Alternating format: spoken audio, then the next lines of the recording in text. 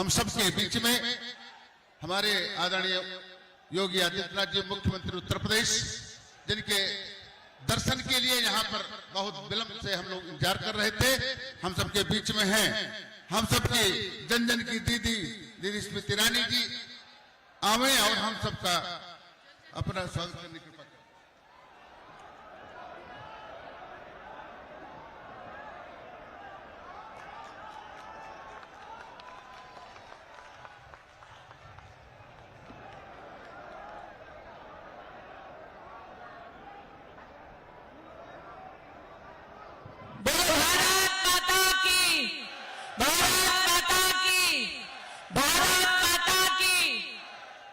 आतुरता से हम सब कार्यकर्ता जगदीशपुर विधानसभा का विशेष रूप से जन समुदाय अपने यशस्वी मुख्यमंत्री की बाट जो रहा है, इसलिए हम सब की ओर से सर्वप्रथम योगी आदित्यनाथ जी का हम इस पुण्य धरा पर स्वागत करते हैं, अभिनंदन करते हैं। समय की गरिमा को देखते हुए सम्मानित मंच और मैदान को प्रणाम करते हुए मैं विशेष योगी जी का आभार व्यक्त करती हूं कि आपने पुनः इस चुनाव में अपना आशीर्वाद हमें विशेष रूप से जगदीशपुर में देने का सौभाग्य ये प्राप्त करने का सुअवसर दिया है। मैंने 2 दिन पहले गौरीगंज में भी कहा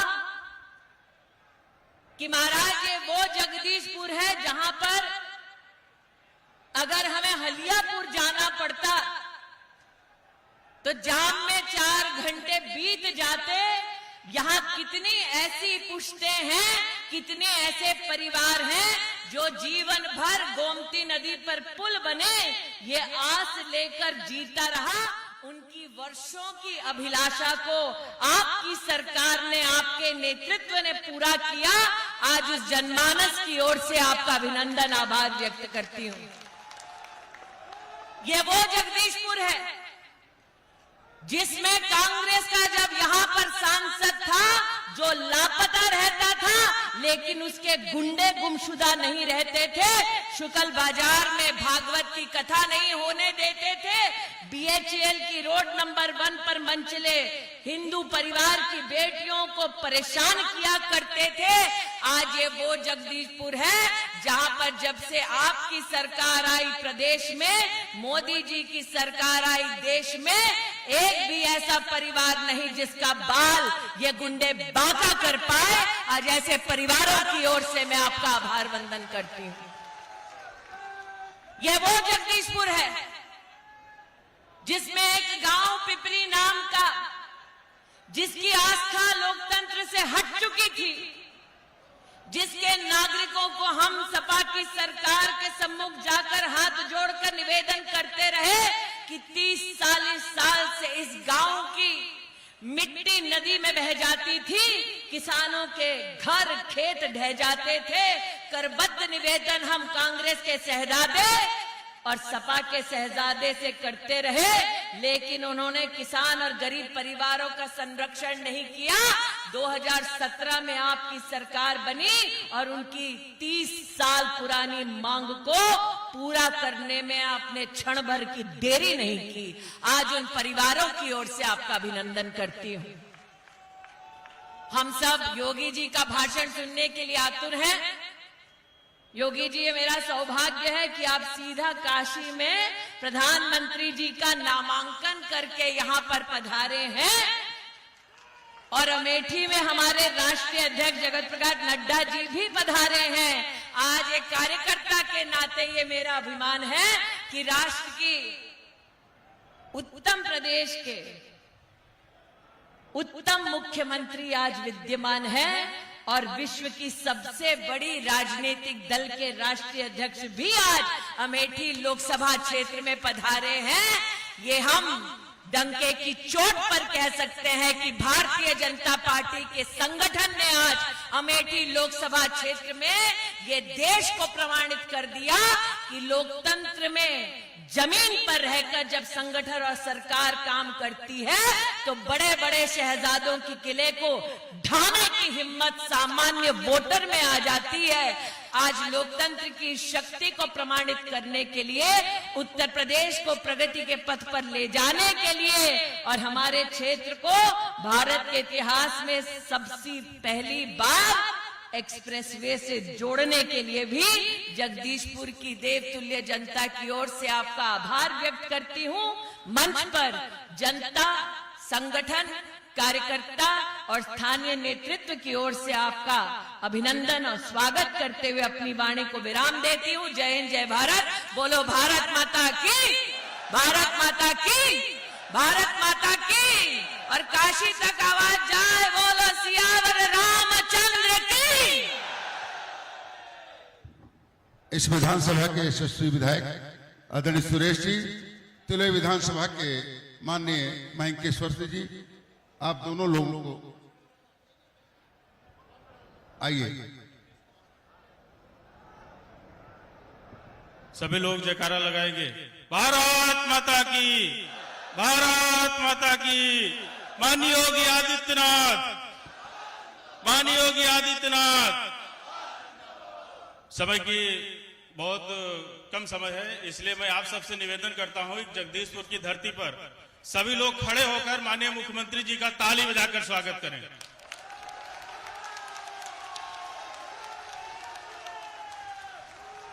महाराज जी ने जगदीशपुर को बहुत कुछ दिया है। मैं महाराज जी का बहुत बहुत अभिनंदन करता हूं और महाराज जी से मैं निवेदन करता हूं कि महाराज जी हम सबको अपना आशीर्वचन प्रदान।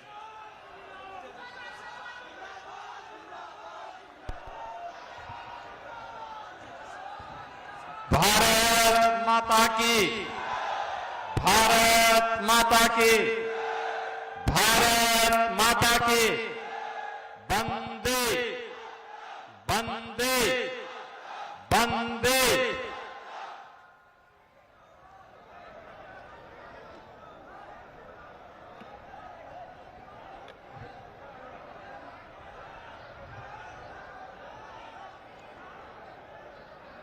मां दुर्गन भवानी और कलकन धाम को कोटि कोटि नमन करते हुए अमेठी संसदीय क्षेत्र के जगदीशपुर की आप सभी जनता जनार्दन का मैं हृदय से स्वागत करता हूं, अभिनंदन करता हूं। मंच पर उपस्थित आपकी लोकप्रिय सांसद और अमेठी लोकसभा क्षेत्र से भारतीय जनता पार्टी की प्रत्याशी केंद्रीय मंत्री माननीय श्रीमती स्मृति ईरानी जी, उत्तर प्रदेश सरकार में मंत्रिमंडल के मेरे सहयोगी श्री मयंकेश्वर शरण सिंह जी, इस जगदीशपुर के लोकप्रिय विधायक श्री सुरेश पासी जी, पूर्व विधायक श्री तेजभान सिंह जी, विधान परिषद सदस्य श्री शैलेंद्र प्रताप सिंह जी, पूर्व जिलाध्यक्ष श्री दुर्गेश त्रिपाठी जी, जिला महामंत्री श्री राकेश त्रिपाठी जी, भवानी दत्त दीक्षित जी, गिरीश चंद्र शुक्ल जी, विधानसभा के संयोजक श्री हेमंत विक्रम सिंह जी, पूर्व मंत्री श्री जंग बहादुर सिंह जी, लोकसभा के संयोजक श्री दयाशंकर यादव जी, ब्लॉक प्रमुख श्री राकेश विक्रम सिंह जी, और भारी संख्या में जगदीशपुर में उपस्थित अमेठी संसदीय क्षेत्र से जुड़े हुए मेरे सभी उपस्थित बहनों और भाइयों, मैं अभी काशी से आ रहा हूं। कल आपने देश के यशस्वी प्रधानमंत्री आदरणीय श्री नरेंद्र मोदी जी के स्वागत के लिए काशी वासियों के उत्साह को रोड शो के माध्यम से देखा होगा। क्या अभूतपूर्व स्वागत हो रहा था। एक राष्ट्र नायक जब अपना सब कुछ जनता जनार्दन के प्रति समर्पित करता है, जिसके लिए देश ही सब कुछ है, जनता जनार्दन की सेवा ही जीवन का ध्येय है और सत्ता नहीं बल्कि एक सेवक के रूप में जनता जनार्दन की सेवा में सदैव तत्पर रहता है। जब कोई जनप्रतिनिधि स्वरूप में कार्य करता है तो राष्ट्र नायक के रूप में जनता जनार्दन ऐसे ही सेवा करती है जैसे काशी वासियों ने कल प्रधानमंत्री मोदी जी का किया है। लाखों लोग 3 घंटे तक उस रोड शो में हिस्सेदार बने रहे प्रधानमंत्री मोदी जी के साथ। 5 बजे से रोड शो शुरू हुआ था, रात्रि 8 बजे संपन्न हुआ और जनता जनार्दन 12 बजे से ही वहां पर खड़ी रही प्रधानमंत्री जी के स्वागत के लिए। बहनों और भाइयों, काशी वासी इसलिए भूत हैं क्योंकि काशी को एक नई काशी बनाने, जो व्यक्ति 10 वर्ष पहले काशी गया होगा आज काशी जाएगा तो काशी को पहचान नहीं पाएगा, क्योंकि सब कुछ तो अलग है। जो गली थी आज 2 लेन और 4 लेन की सड़क है। जहां झूलते हुए तार थे आज अंडरग्राउंड केबलिंग है। जहां पर जर्जर घाट थे, गंदगी से सने हुए घाट थे, आज चमकते हुए काशी के घाट हैं।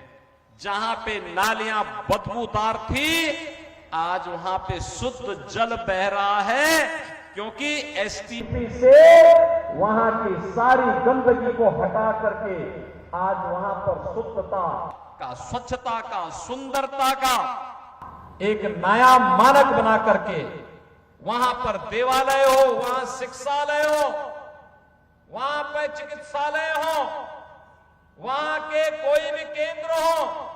आज अगर आपको देखना हो काशी में जाकर के देखिए, मोदी जी ने 10 वर्ष में करके दिखा दिया कि काशी कैसे होनी चाहिए, संसदीय क्षेत्र कैसे होना चाहिए।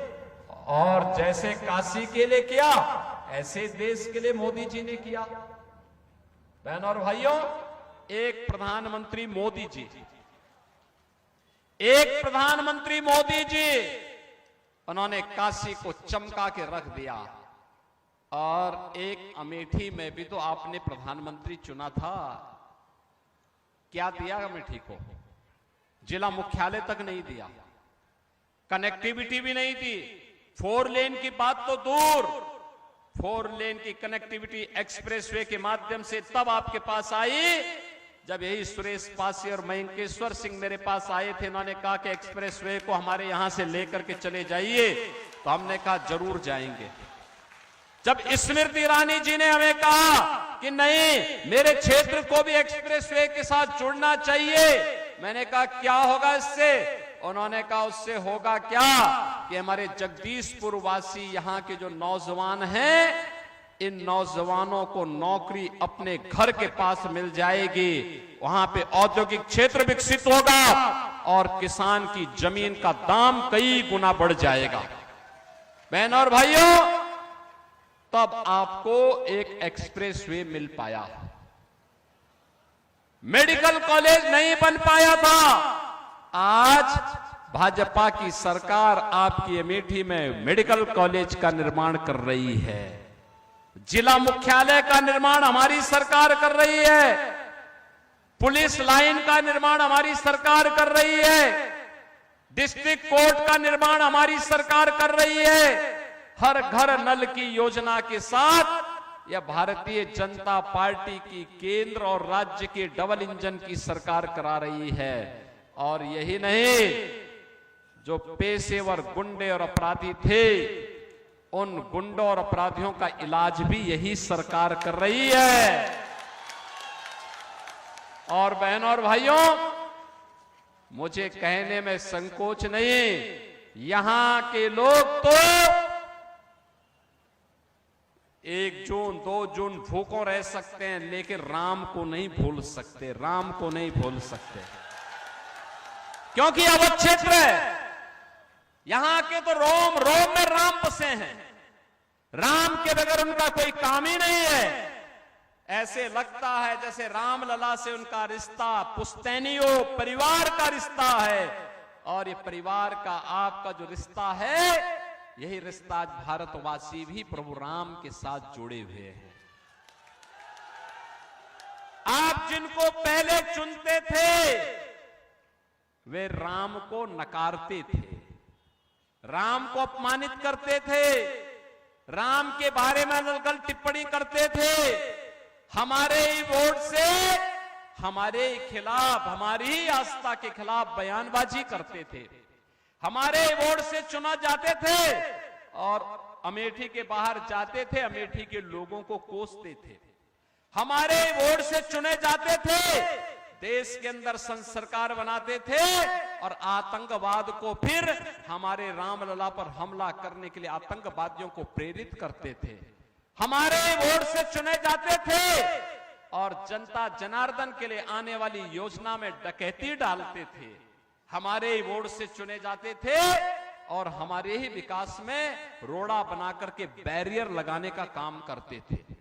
बहनों और भाइयों, पहली बार देश देख रहा है मोदी जी के नेतृत्व में, देश सुरक्षित है, दुनिया के अंदर सम्मान बढ़ा है, विकास के बड़े बड़े कार्य हो रहे हैं, highway, railway, metro, IIT, IIM, IIIT, AIIMS, Raebareli का एम्स मोदी जी ने दिया।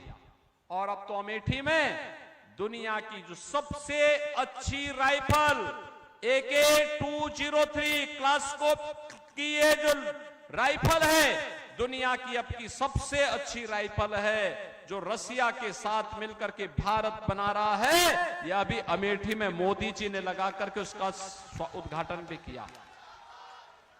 ये कांग्रेस और समाजवादी पार्टी के लोग यहां के नौजवानों के हाथों में तमंचे पकड़वाते थे।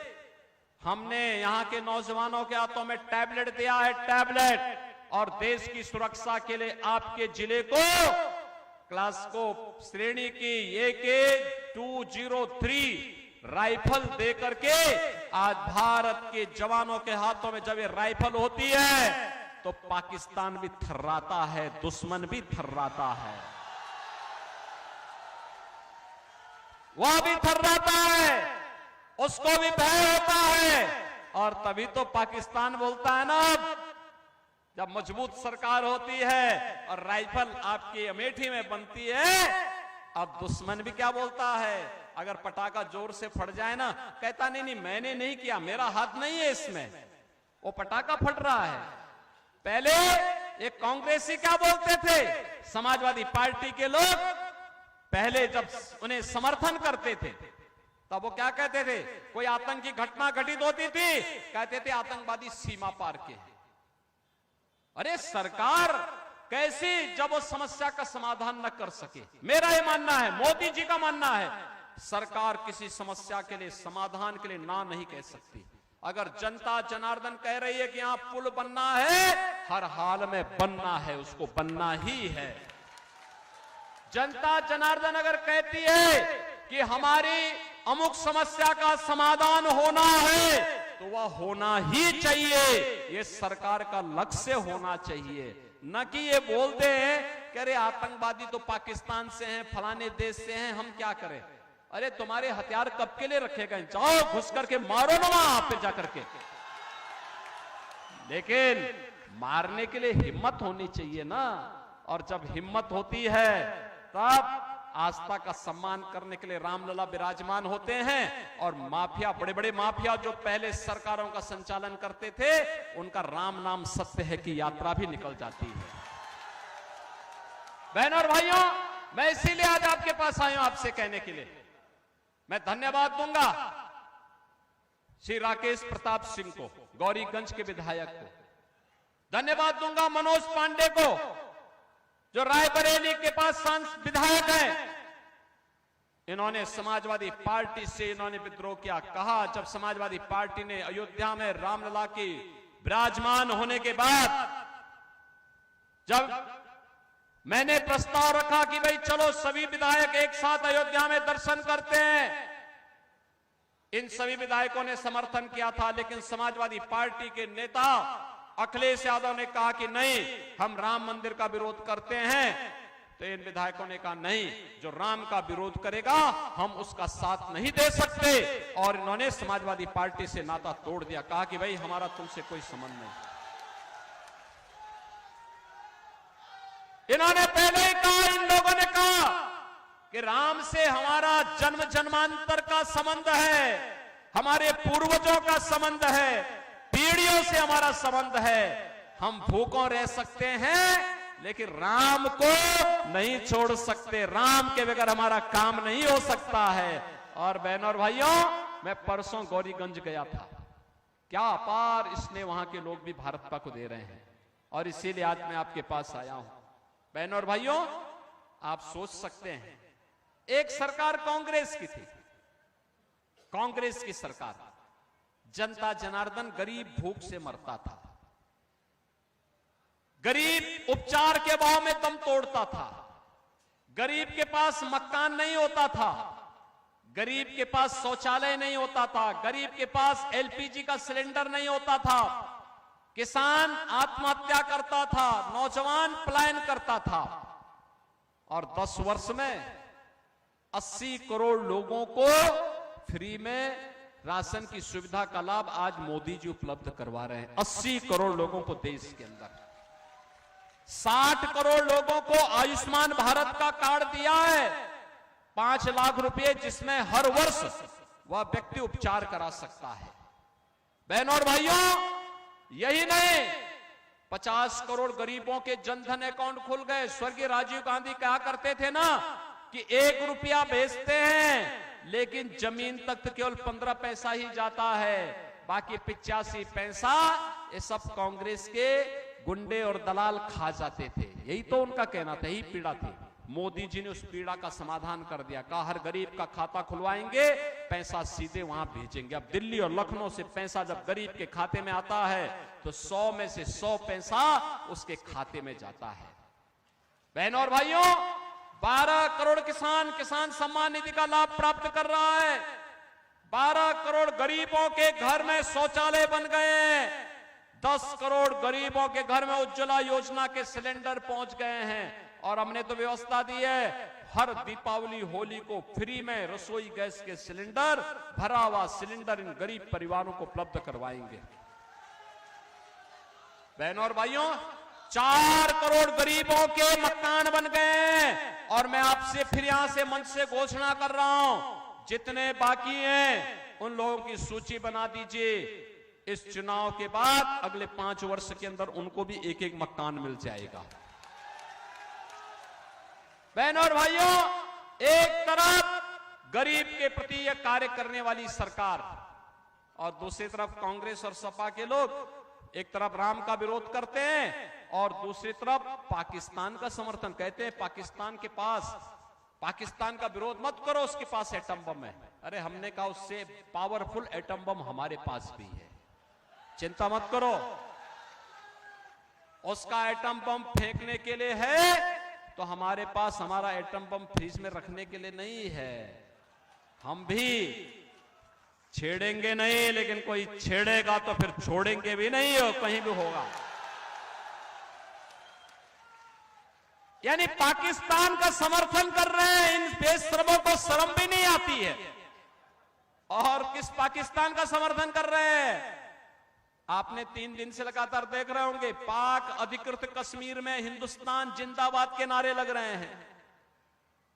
पाकिस्तान में आटा नहीं मिल पा रहा है, खाने के लाले पड़ रहे हैं। एक भिखमंगा पाकिस्तान का समर्थन एक कांग्रेसी और समाजवादी पार्टी के लोग कर रहे हैं। और मैं तो फिर कहता हूं, जो हिंदुस्तान में रहता है और हिंदुस्तान पर जिसको गौरव की अनुभूति नहीं होती है, हिंदुस्तान जिसकी प्राथमिकता में नहीं है, भारत माता के प्रति जिसके प्रति समर्पण का भाव नहीं है, वह भारत के अंदर क्यों बोझा बनता है? जाओ ना भिखमंगे पाकिस्तान के पास जाके भीख मांगो वहां जाकर के।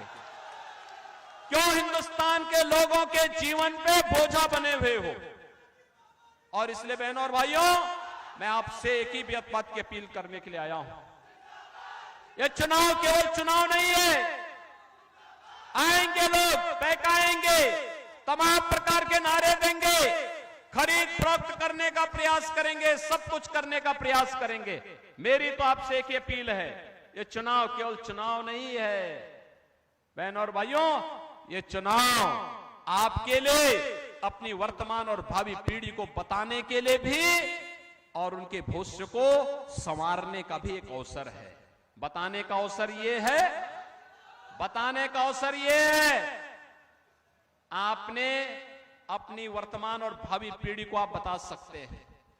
कहते सकते हैं जब रामलला अयोध्या में विराजमान हुए थे ना, उस समय हमने यह दृश्य देखा था और ये हमारे कारण हुआ। आप ये बोल सकते हैं बहनों और भाइयों, मोदी और योगी के पास अगर आज ये ताकत है कि 500 वर्ष की समस्या का समाधान कर सकते हैं, ये ताकत कहीं और से नहीं, इस ताकत के दाता आप हैं। आपने ताकत दी है। अगर आपने जगदीश पासी को, सुरेश पासी को नहीं जिताया होता और स्मृति ईरानी जी यहां से सांसद नहीं होती, तो क्या हमारे पास ताकत होती क्या? अरे जब एक एक विधायक चुना जाता है, एक एक सांसद चुना जाता है, वही तो हमारी ताकत है। और वह ताकत थी, हमने 500 वर्षों के कलंक को समाप्त करते हुए अयोध्या में रामलला को विराजमान कर दिया। अरे ये पीढ़ी तो धन्य हुई है। आने वाली पीढ़ी को भी बता पाएंगे कि देखो हमारा भी योगदान है, क्योंकि मैंने भी कमल चुनाव चिन्ह पर अपना ठप्पा लगाया था, मोहर लगाया था, ईवीएम का बटन मैंने भी दबाया था। और लोग तो सुधरेगा ही सुधरेगा। जब परलोक में जाएंगे ना, तो पूर्वजों को भी बता पाएंगे कि देखो आपकी जो आस थी ना, आपका जो संकल्प था, आप जीते जी नहीं कर पाए, कई पीढ़ियां चली गई, आप बता सकते हैं हमने संकल्प पूरा किया है, आपका संकल्प पूरा किया है, उनका भी आशीर्वाद प्राप्त होगा। और इसलिए बहनों और भाइयों, ये चुनाव केवल चुनाव नहीं है, एक तरफ पुण्य प्राप्त करने का माध्यम है और दूसरा है कांग्रेस और सपा के गुमराह में आने की आवश्यकता नहीं। तमाम प्रकार के भ्रम पैदा करेंगे। इन्होंने पिछले 70 वर्षों में केवल भ्रम ही फैलाया है, भ्रम ही फैलाया है।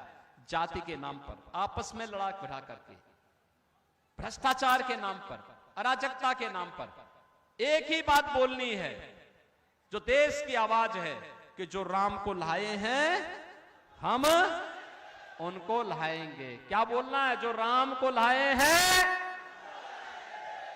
और क्यों लाएंगे? बोलना आत्मनिर्भर और विकसित भारत के लिए। हमने अपना जीवन व्यतीत कर लिया मेहनत से, परिश्रम से, पुरुषार्थ से। अब समय आ गया है जब हमारा देश दुनिया का नेतृत्व करेगा और मोदी जी दुनिया को नेतृत्व देंगे। इस लक्ष्य के साथ हमें कमल चुनाव चिन्ह पर बीजेपी को वोट देना है। और इसीलिए बहनों और भाइयों, मैं आपके पास आया हूं आपसे कहने के लिए, यहां से कांग्रेस के शहजादे राहुल गांधी आए हैं, राहुल गांधी के प्रतिनिधि चुनाव लड़ने के लिए आए हैं। आप सोचो क्या कर पाएंगे वो? कुछ बस का ही नहीं, उनके बस का नहीं है, कुछ नहीं कर पाएंगे। और ठीक बात है, घूम रहे होंगे, सब कुछ कर रहे होंगे, लेकिन कोई विजन अपना नहीं है, कोई लक्ष्य नहीं है। और इसलिए बहनों और भाइयों, मैं आपसे अपील करने के लिए आया हूं। भारतीय जनता पार्टी ने केंद्रीय मंत्री श्रीमती स्मृति ईरानी जी ने आपके पास प्रत्याशी बनाकर के पुनः भेजा है। स्मृति जी 5 साल में जितनी बार यहां पर अमेठी में आई है, मैं पूछना चाहता हूं, कांग्रेस का जो परिवार यहां से प्रतिनिधि बनकर के, सांसद बनकर के जाता था, देश का नेतृत्व करता था, अगर उनके सभी कार्यकालों को मिलाकर के देख लिया जाए तो वह उतनी बार नहीं आए होंगे जितनी बार मात्र 5 वर्ष में स्मृति ईरानी जी अमेठी संसदीय क्षेत्र का दौरा किए।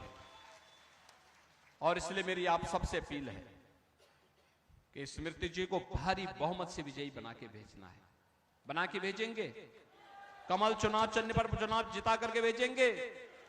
बहनों और भाइयों, चुनाव के दौरान ये उम्मीद करना कि प्रत्याशी घर घर जा पाएगा बहुत कठिन होता है, बहुत कठिन होता है। इसके लिए स्वयं आपको प्रत्याशी का प्रतिनिधि बनना पड़ेगा, मोदी जी का प्रतिनिधि बनना पड़ेगा, योगी जी का प्रतिनिधि बनना पड़ेगा। बनेंगे, घर घर जाएंगे, कमल खिलाने का काम करेंगे, तो फिर मेरे साथ बोलेंगे, भारत माता की, भारत माता की, भारत माता की।